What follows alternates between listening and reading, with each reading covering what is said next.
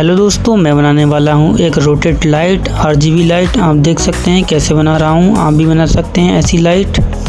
तो चलिए दोस्तों बनाते हैं लाइट के लिए।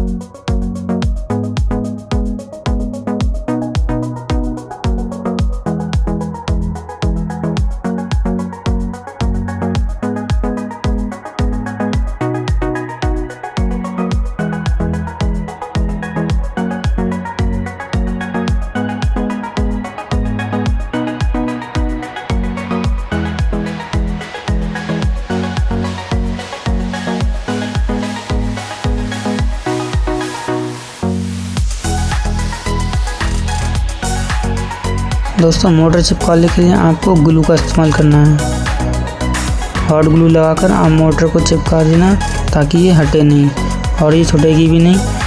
फिर इसकी मजबूती के लिए बहुत अच्छी रहेगा।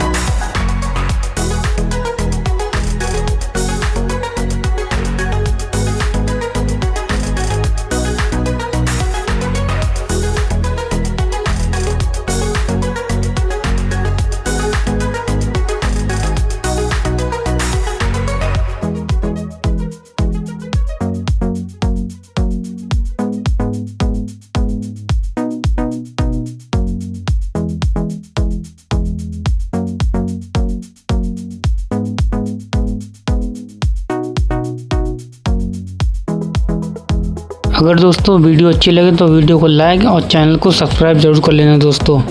इसी तरीके की इंटरेस्टिंग वीडियो देखने के लिए चैनल को सब्सक्राइब जरूर करें दोस्तों।